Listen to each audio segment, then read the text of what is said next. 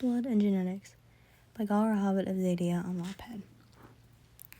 Keith rolled over in his bed as his computer pinged with a message. He must have forgotten to power it off last night. Hey, do you want to go out? Cheryl, it's 6:30 in the morning. And? It's a weekend. You know, the 2 days of the week when I'm not required to get up at 6. You'll still have 1 day to sleep in then. Come on, it'll be fun. After a couple of seconds, there was another message. I'll buy you fast food. Keith grinned slightly. He would have gone anyway, but it was funny to know that Cheryl thought he could bribe him to do anything with fast food. Where are you? 5 minutes later, he was down with the Jeeps, in his jacket and shorts. Cheryl wrinkled his nose at him. Is that what you're wearing? Yeah. We have got to get you a pair of jeans or something. You can't keep wearing a jacket with shorts. What are you going to do when it gets cold? Keith shrugged. I'll wear my uniform all the time.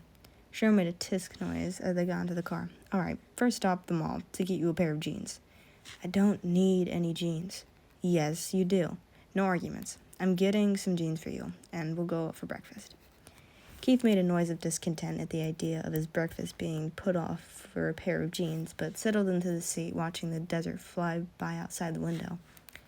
Cheryl glanced at him in the back of the road. Weird, huh? To think that we can survive out here. After World War III, there wasn't much around in the world, you know? A lot of green spots had been destroyed, but also cities had been leveled, and plants started to grow in their ruins. But out here, nothing changed. There's not much out here to change, Keith replied simply. I guess that's why the garrison built out here in the first place. Cheryl shrugged. My Gigi was just a kid in Japan when the war started. It ended a little before he would have been old enough for the draft. He was helping out beforehand, though, with the codes. He had great handwriting and was a fast runner, so they used him a lot. You know, when they weren't sure who was listening and blocking messages. Sometimes a garrison wouldn't be able to communicate with another garrison because of the blocks in their communications, so he'd run messages between them, going through occupied territory. No one ever stopped a little kid running, you know? Even if they'd stop a car, no one noticed him. Did he ever get caught? Once. He told the enemy that he and his friends were playing war, and that the message was their secret code. No one on the other side knew the difference between the war code and the language that a little Japanese kid had made up, so they let him go. He kept running messages until the war was over. He moved to the States after that and worked with the garrison to erase the code from the public in case they ever needed to use it for war again. I never knew. That kids work for the military in the war? Most people don't. It was unofficial to keep the kids out of danger, so no one really heard about it. What about your grandfather? I'd think he'd be younger than mine was, but... Keith shrugged. I don't know. He died before I was born. Lung cancer. My grandmother died of old age when I was really small, and I couldn't tell you anything about my mother's parents. Speaking of which, I was asking about the knife. I resented letting it go. I'm sorry. Keith scowled out the window. It's not your fault. Do you know why he wanted it? Keith lifted his shoulders in a shrug. To find out more about my mom, I guess. Why are they so obsessed with her? Well, from what they know, she's not human. They're not sure what that means, and they want to know more before Cheryl stops talking, and Keith turned his attention away from the window and towards Cheryl. Before what? Before the Kerberos mission is sent. They want to make sure it's safe. Keith laughed incredulously. What? Do they think that I'm an alien or something? Cheryl didn't answer, and the grin slid off Keith's face. Seriously? They think that my mom was from outer space just because my DNA isn't normal? They don't know, Keith. They don't know, so they're playing it safe. We've never found anything like your mom on Earth, so we're making an assumption that it means that she's not from Earth. We don't know anything else about her, except that she brought a knife with her. What does that have to do with anything? If there's an alien that could get to Earth, then that means that they have technology beyond our own. Likely, such a species would look at us the way we look at dolphins or chimps. Relatively intelligent, but certainly not the same as us. Okay, so what does that have to do with my knife? Well, it implies that she came ready for a fight, even if it was just against what to her would be a primitive species. And if we're talking about a species who is always ready for a fight, they must be violent, aggressive. Oh, silence. Then, do you think that's why I get into fights so easily? I don't know. Could be. Could just be how you were raised. Genes don't define everything about your personality, Keith. People with identical genes, but different upbringings, have different personalities. Is that why you asked Colleen Holt if she could change your genes? Keith looked back out the window. No. Are you lying to me? Keith didn't meet his eyes. Maybe. Okay. Cheryl pulled into the mall parking lot. Come on, bud. Keith followed Cheryl into the mall. Cheryl picked a store at random, and a young saleswoman came towards them like a moth to a light. Hi, welcome to Billard's. Will you be needing any assistance today? Cheryl glanced around. Yeah, actually. Can you point us towards the juniors department? Sure. Just go straight down and then turn to the right after the men's button-up shirts. It'll be on your right after that. Do you need anything else? No, thank you. They headed down the indicated aisles, and Keith glanced at Cheryl. She was eyeing her muscles. She was not. Don't be mean, Keith. Yes, sir. They walked in silence for a minute, and then Cheryl glanced at Keith. Was she really? Yes. Oh. Cheryl nudged Keith. Turn. Does that ever get weird, people staring at you? I mean, because of the youngest pilot thing? Cheryl shrugged. It's faded a bit. No one stares much anymore, but yeah. It was weird at first. I got used to it after a while, but at first... Oh, here we are. Keith spent about 5 minutes trying on different sizes before proclaiming that it was good enough and that he could wear a belt and roll up the cuffs until he grew into them. Cheryl picked the size down and insisted that Keith try one more size. Keith did, found that they fit, and said that he was definitely done now. Cheryl got 3 pairs and took them to the checkout, letting out a sigh of relief when the saleswoman from before was nowhere in sight. Where do you want to eat? Fast food. Cheryl gave what might have been a disappointed sigh, and bought breakfast tacos. Keith scarfed his down, and Cheryl gave him an apprehensive look. You know that you're supposed to chew before you swallow, right? You're going to choke. Relax. No one's going to take your taco. Keith shrugged, his mouth full. He wasn't so sure about the last statement. So, what do you want to do next? Keith shrugged again. His plans for the day had been to get some sleep and then maybe do his homework. Let's see. There's a library and... Hey, what's that? There's a crowd.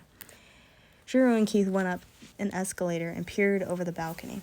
Down in the center of the crowd, someone was performing a sword dance.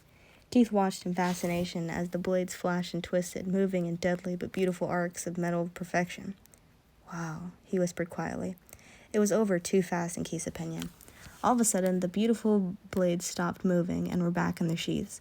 Keith sighed in disappointment. How long do you think she had to train to do that? Cheryl looked down. I don't know. Probably a very long time. We can ask if you like. Yeah, it was amazing. Cheryl grinned. Are you going to give up on being a pilot to learn sword dancing? No way. Keith glanced up at Cheryl pleadingly. Can I do both? Keith, if you try hard enough, you can do anything you want to. I want to do both, Keith said firmly. Well, there are videos, probably, and books. Are there books in the library? I don't know about the Garrison Library, but the public one probably has a few. Can we go? Cheryl laughed. Sure. You really liked that sword dance, didn't you? Yeah. All right, let's go. They got back into Cheryl's Jeep and drove to a big building. Inside were shelves of books, and, to Keith's surprise, probably more than half were fiction books. The Garrison Library had a few fiction shelves, but the majority of the books were nonfiction. How many people have enough imagination to write a book? He asked Cheryl. Cheryl blinked in surprise. Well, a lot, I think. Have you ever been in a library other than the Garrison Library? No. Well, most public libraries have a lot of fiction books. That's what people want to read most of the time, you know? Have you read much outside of nonfiction? Keith shrugged. I read a few when I found them. When I was your age, fictional books were my best friend. Cheryl looked around at the library. There was a lot of talk about shutting down libraries once digital books rose up. But they're still here. There's just something about holding a book in your hand. Well, anyway, the librarians here are all really nice, and I know how to find most things in here, so... Cheryl gestured towards the library. Have fun, I guess. Go wild. Read something. Keith walked to a search computer and typed in swords. He hit the enter, and 300 titles came up. He blinked. You need any help? Keith jumped and whirled around. Katie was behind him. Well, if Katie had cut her hair and grown about 2 feet, and was wearing glasses now, and had become a boy, which should have been an obvious difference the instant he'd looked at the newcomer. I was just looking for... The boy Katie peered over his shoulder. You looking for fiction about swords or non-fiction about swords? Non-fiction? No, not Katie reached over his shoulder and clicked the link. The library search was immediately narrowed down to about 50 titles. Better? Yeah, thanks. You don't have to remember all of those numbers. Not Katie told him. Just remember one, and all the other books will be nearby. Thank you. I'm Matt, by the way. Sorry if I was butting in on something, but you looked a little lost. Oh, yeah. Thank you. Matt nodded. Right. Well, see you later. Hope you like what you find about swords. He walked away, and Keith stared at the little numbers, attempting to implant it on his mind before wandering the shelves, trying to find the corresponding numbers. Once he did, he followed the numbers down until... You've got to be kidding me. All of the books were on the top shelf. Keith strained for them, getting on his tiptoes, but the books remained stubbornly a few inches from his reach.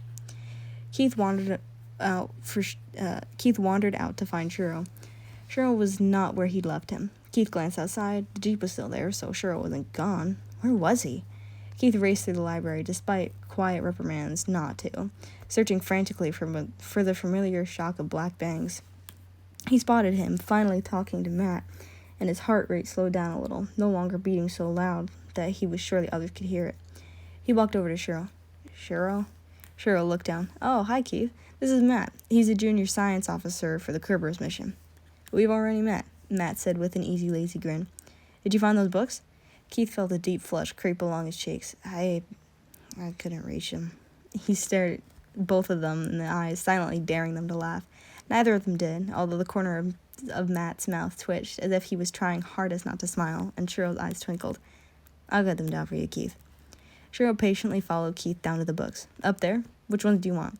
Keith blinked. He hadn't looked at all the titles. All of them? Shiro laughed. Tell you what, I'll lift you up and you can pick the ones you want, okay? Keith eyed him skeptically. Won't I be too heavy? Matt, who'd followed them, snorted. Shiro probably benches twice your weight for a warm-up. I'm not sure whether I should take that as a compliment or Keith should take that as an insult, Shiro said wryly. But to answer your question, Keith, no, I don't think you'll be too heavy, as long as I'm not holding you up for too long. Okay, I guess. Shiro picked Keith up by the waist and swung him onto his shoulders with a grunt. You good? Keith nodded. I'm good. He shivered. To be honest, he hadn't liked the feeling of someone grabbing him, even Shiro. But Shiro was helping him get his books, and he wasn't going to complain. Keith scanned the book titles until he found one labeled Sword Trainings for Dummies. He pulled it off and held it in one hand, and the other hand seizing a heavy book that seemed to be about different kinds of swords. It was a lot heavier than expected when he pulled it off the shelf, and he dropped it, unable to hold on with only one hand. He watched in horror as it tumbled to drop on Shiro's foot. Shiro yelped, instinctively pulling his injured foot off the ground. He staggered under Keith's weight with only one leg and fell. Matt caught Keith under his arms, dragging him off of Shiro as he fell, so that Keith didn't fall down with him. Keith wriggled out of his grasp once his feet were on the ground, and knelt next to Shiro, who was staring up at the ceiling. Are you okay? Shiro? Oh, that was a really heavy book. I'm sorry. Shiro sat up, rubbing his booted foot. Don't worry about it. Matt dropped 100-pound weight on my foot once. Only because someone else pushed me, Matt replied defensively. Broke my foot, Shiro muttered to Keith. Not fun. This was like dropping a pillow on my foot in comparison. Matt waved a hand. You haven't felt pain until my mom has accidentally stepped on your foot in high heels.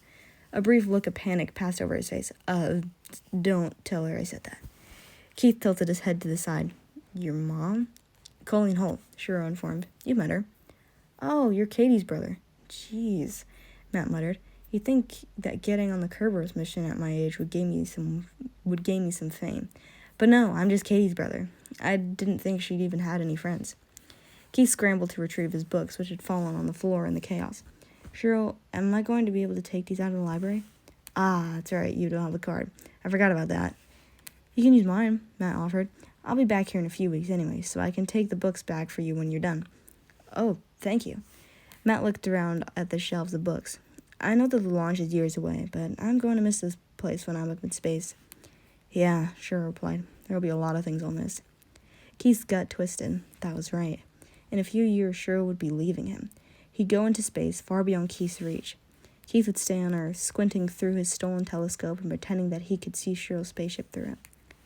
Like you said, that's years from now, Cheryl said firmly as they walked towards the self-checkout machine. For now. For now we have libraries, Matt said, raising a book like a toasting glass.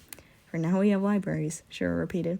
I'll see you in training tomorrow. Don't stay up too late reading. Me? Never. Cheryl chuckled, and he and Keith went outside to Cheryl's Jeep. Keith scrambled in, clutching his precious books to his chest.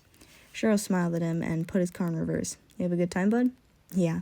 Keith flipped open the heavy book that he had hit Cheryl's foot with and started looking at the illustration, looking for the kind of sword that the sword dancer at the mall had. He found something else instead. I like this one. Cheryl spared a glance at it as they got onto the highway. A guitar? I think that's a kind of knife. If you made it big enough, it would be a sword. I'm not sure it would work as a sword, but you could try. Keith hummed contentedly. It doesn't really matter if it works as a sword, though, right? If it's pointy and sharp, then it works. Cheryl chuckled. I guess. You probably wouldn't have the greatest defense with that, though. You don't need defense if you have really good offense. After a long drive in which Keith found more pictures of swords that he especially liked, they pulled into the Garrison parking garage, and Keith hopped out of the car. Bye, Cheryl. Same thing I said to Matt goes for you. Don't stay up too late, and do your homework. I will. Keith trotted towards his room, his face in his book, until he ran into someone. He bounced off, landing on the ground, and he finally tore his gaze off the katana. It was Hunk from his flight group that trying to cover up a plate of something. Sorry, the bigger boy yelped. Oh, excuse me. Keith slid past, and then heard Hunk gave a small sigh. Hey, do you want a cookie? Keith stopped. What? Do you want a cookie? Hunk repeated. I just baked them. They're fresh out of the oven. Lance and I were going to have a bit of a party. Keith shied away. Hunk sighed. Look, about the other day, Lance is... Okay, so you're really cool, you know that, right? Like, you fly like it's nothing to you. I heard you yawn while flying.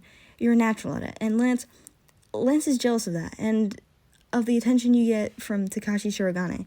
The guy is Lance's hero, and yeah, Lance wants to be better than you, to beat you, like a rival, kind of, and, well, do you want a cookie or not? Hunk held out one to him. Family recipe, they taste great. Come on, take it. Keith edged carefully towards him. He called me a psychopath, he said hostilely. Oh boy, okay, yeah, he did, didn't he? Hunk sighed.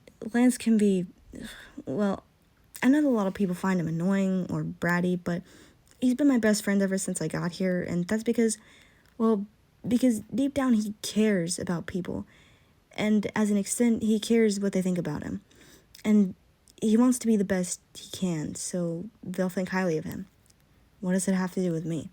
You're like the ultimate thing to surpass, you know? Like, once he's better than you, he'll be the best there is. He'll be on top. And it frustrates him, I think, that you just beat him all the time, and you do it easily because I get it. Right, and I mean, that doesn't excuse what he said, not in the slightest. It was not something he should have said. I just wanted to tell you. I don't know. I guess why he was so harsh? And he was pretty much right, too. What? No, it's fine. You don't have to try and spare my feelings. Hunk quieted, still holding out the cookie. Do you? Sure. Keith took the cookie. Thanks, Hunk. I'm sorry about running into you. My fault. See you in the simulators tomorrow. Keith walked down the hallway, his books under one arm, and the cookie in his other hand. He took a bite, and his eyebrows shot up. Okay, that was really a good cookie. He ate the rest of it slowly instead of scarfing it down like he normally would, savoring each bite. Colleen Holt opened the door to her daughter's room. Bedtime, Katie. Okay, just hold on. Katie froze, staring at her computer screen. Katie, are you okay? Katie blinked a couple times at the screen and then let out a crow of triumph. Yes! Keep it down, Katie. Your brother and father are sleeping. Mom, I've done it. Done what? Katie wiggled in excitement. I've cracked it. It took long enough, but I got it. Yes, Katie Holt strikes again. Katie, calm down. What is it that you've done? Katie turned towards her, eyes shining. Mom, I figured out what the glyph on Keith's knife is.